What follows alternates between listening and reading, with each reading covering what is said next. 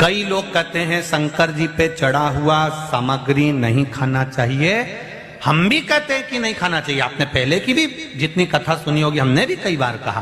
पर भगवान शंकर पर चढ़ा हुआ प्रसाद आपको अगर खाना है तो आप भगवान से औषधि के रूप में मांग कर लाइए। बाबा हमको औषधि दे दीजिए। आपका जल दे रहे हो, गंगा जल दे दीजिए। आप बेलपत्र दे रहे हो, औषधि दे दीजिए। और अगर बेलपत्र किसी सामग्री में डल चुकी है तो वो प्रसाद के रूप में आप आराम से खा। कितना सुंदर कहा इस महापुराण में कि जिस दिन पत्नी अपने पति से कह दे मैं तुमसे विवाह कर मेरी जिंदगी बेकार हो गई, उस दिन नारी का सात्वित्व समाप्त हो जाता है।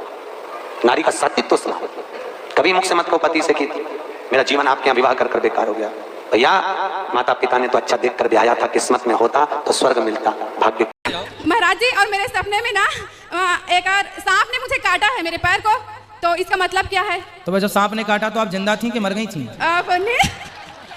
नींद खुल गई है, पता नहीं कि मगर सांप तो काटे थे, उसमें ना खून बह रहे थे, ये जानती हूँ मैं। हाँ, क्योंकि स्वप्न में खुद का मरा हुआ देखना शुभ होता है। अच्छा। कई बार सपने में देखते ना हम मर गए, तो खुद की मृत्यु देखना, इससे हमारी उम्र बढ़ जाती है। महाराज जी, मतलब वो मृत्यु की जो घटना होनी थी सच में वो स्वप्न में हो गई।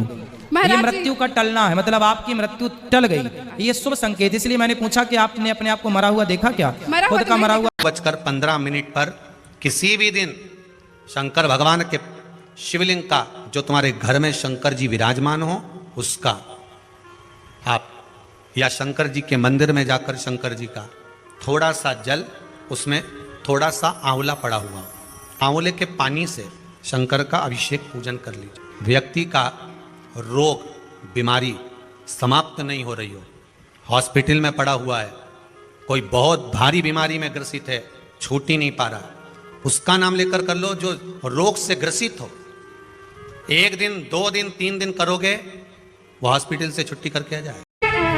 कई लोग कहते हैं शंकर जी पे चढ़ा हुआ सामग्री नहीं खाना चाहिए। हम भी कहते हैं कि नहीं खाना चाहिए। आपने पहले की भी जितनी कथा सुनी होगी, हमने भी कई बार कहा। पर भगवान शंकर पर चढ़ा हुआ प्रसाद आपको अगर खाना है तो आप भगवान से औषधि के रूप में मांग कर लाइए। बाबा हमको औषधि दे दीजिए। आपका जल दे रहे हो, गंगा जल दे दीजिए। आप बेलपत्र दे रहे हो, औषधि दे दीजिए। और अगर बेलपत्र किसी सामग्री में डल चुकी है तो वो प्रसाद के रूप में आप आराम से खा।